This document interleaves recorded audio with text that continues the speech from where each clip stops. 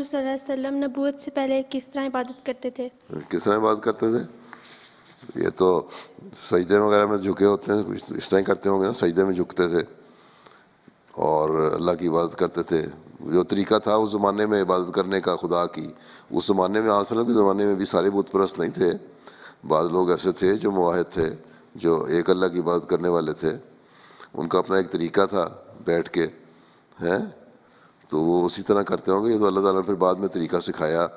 کہ نماز پڑھنی ہے کس طرح پڑھنی ہے، کس مختلف پوسچر نماز کے سکھائے ہیں، تو اس وقت سجدے وغیرہ میں جاتے ہوں گے، جھکتے ہوں گے، بیٹھتے ہوں گے، بس جو اظہار تھا ایک اللہ تعالیٰ کی عبادت کرنے کا اس زمانے میں طریقہ کار رہا ہے جو اس کے مطابق کرتے تھے۔ اور بھی لوگ تھے موحد جو عبادت کیا کرتے تھے،